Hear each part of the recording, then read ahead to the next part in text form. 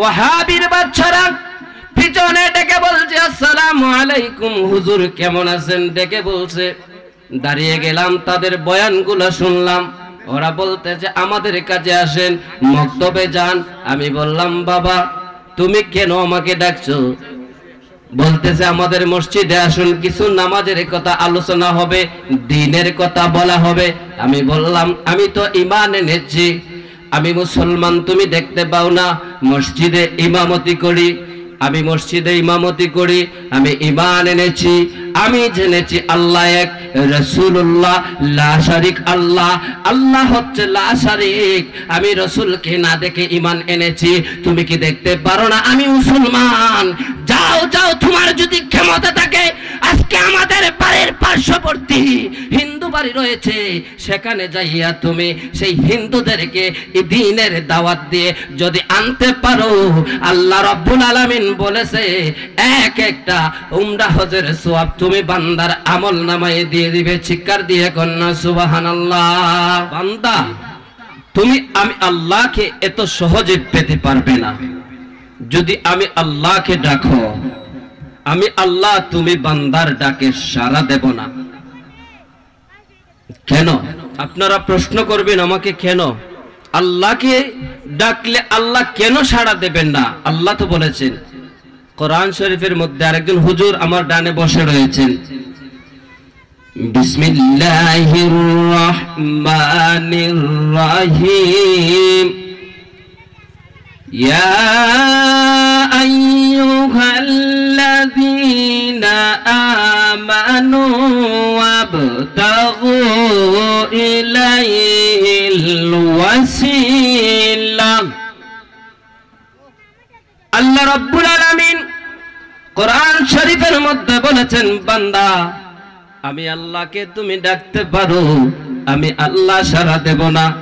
কারণ হলো আমি আল্লাহ তোমার ডাকে সাড়া দেই, আমার বন্ধুর উসিলা করো, আমার বন্ধুর দুরুদে মুস্তাফা আদায় করো, তাহলে আমি আল্লাহ তুমি বান্দা এবং বান্দির ডাকে সাড়া দেব। সুবহানাল্লাহ।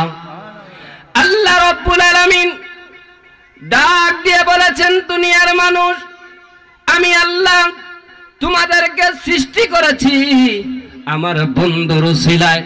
আমি আল্লাহ যদি আমার বন্ধুরে না বানাইতাম, আমি আল্লাহর 18,000 মাখলুক বানাইতাম না, আমি আল্লাহর 80,000 আলম বানাইতাম না, নক্ষত্র চন্দ্র সূর্য আমি আল্লাহ বানাইতাম না।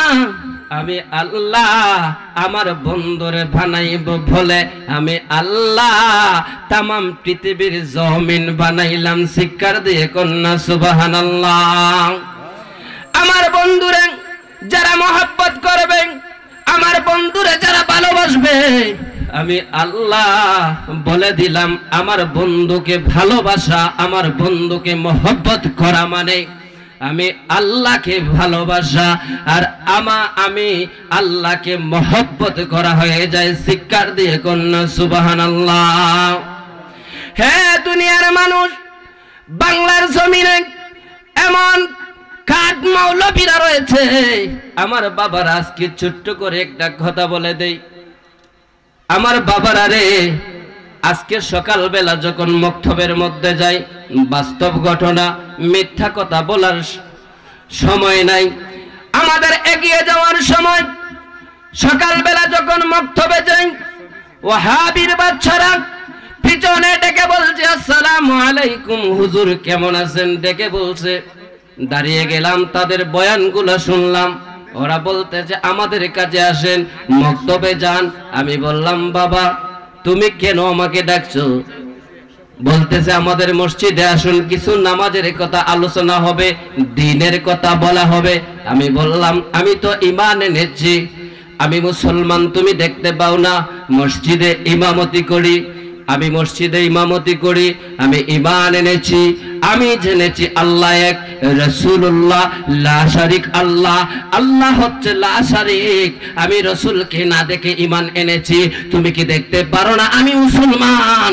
যাও যাও, তোমার যদি ক্ষমতা থাকে আজকে আজকে আমাদের বাড়ির পার্শ্ববর্তী হিন্দু বাড়ি রয়েছে, সেখানে যাইয়া তুমি সেই হিন্দুদেরকে দ্বীনের দাওয়াত দিয়ে যদি আনতে পারো, আল্লাহ রাব্বুল আলামিন বলেছে এক একটা উমরা হজের সওয়াব তুমি বান্দার আমল নামায় দিয়ে দিবে। চিৎকার দিয়ে কন্যা সুবহানাল্লাহ। ওই ব্যক্তিটা দাওয়াত দিতে যায় না, দাওয়াত দিবে আমাকে আপনাকে, জেনে আপনি আমি মুসলমান, তারপরেও ওহাবিরা আপনাদেরকে আমাকে দাওয়াত দেয়, ঠিক কিনা কোন? তাদেরকে তাদের প্রশ্নের মোকাবেলায় তাদেরকে বলে দিবেন যাও যাও আমাদের কাছে নয়, হিন্দু বাড়ি যাও, লেবার বাড়ি যাও, তাদেরকে দাওয়াত দিয়ে তাদেরকে ইমানের কথা বলে, কোরআনের কথা হাদিসের কথা বলে তাদেরকে মুসলমান বানাও। আমি মুসলমানের কাছে না, তুইও তো মুসলমানের বাচ্চা, আমিও তো মুসলমানের বাচ্চা, আমি ঈমান এনেছি, তুই ঈমান এনেছিস, কিন্তু তোর মধ্যে ঈমান আনা সত্ত্বেও তুই ঈমানদার না। আল্লাহ রাব্বুল আলামিন বলেছেন আল্লাহ ইউমিনু আহাদুকুম হাত্তা আকুনা আহাব্বা ইলাইহি মিন ওয়ালিদিহি ওয়া ওয়ালাদিহি ওয়ান নাসি আজমাইন। যতক্ষণ পর্যন্ত আমি নবীকে যতক্ষণ পর্যন্ত মহব্বত না করবে, যতক্ষণ পর্যন্ত ভালো না বাসবে, ততক্ষণ পর্যন্ত তুই প্রকৃত মুমিন হবে না। যতক্ষণ তোর জানের চাইতে, পরিবারের চাইতে, মা বাবার চাইতে, ধন দৌলতের চাইতে যতক্ষণ বান্দা তুই মহব্বত না করবে, ততক্ষণ পর্যন্ত তুই ঈমানদার হতে পারবি না। চিৎকার দিয়ে কোন সুবহানাল্লাহ। তাহলে ওই সমস্ত ওহাবিরা তারা কি ঈমানদার কোন? হ্যাঁ, তারা কি ঈমানদার? বেঈমানের ঘাঁটি তাদের মধ্যে রয়েছে। আমি বলবো সেই বেঈমানি ছেড়ে লা ইলাহা ইল্লাল্লাহ মুহাম্মাদুর রাসূলুল্লাহ। গত জুমার দিন যখন লা ইলাহা ইল্লাল্লাহ বললাম, সকালবেলা আমাকে একজন বলতেছে মুহাম্মাদুর রাসূলুল্লাহকে তুমি কেন চুমা খেয়েছিলে? বললাম আমি কেন চুমা খেয়েছি? আমি রাসূলকে মহব্বত করি, রাসূলকে ভালোবাসি, রাসূলের ভালোবাসায় পড়ে, মহব্বতে পড়ে দুই বিদ্যা আঙ্গুলে চুমাকে চুকে মুসলাম, কিয়ামত পর্যন্ত দৃষ্টিভঙ্গি নষ্ট হবে না। হেই বেঈমান, ওই সময় যদি আমি সেই আঙ্গুলের মধ্যে চুমা খাচ্ছি, তুই বলছিস বিলাইয়ের মতন চুপ চুপ চুপ চুপ কেন করি? আমার বাবারা, এই সমস্ত মুনাফিকদের কাছ থেকে বেঁচে থাকার দরকার আসেনি।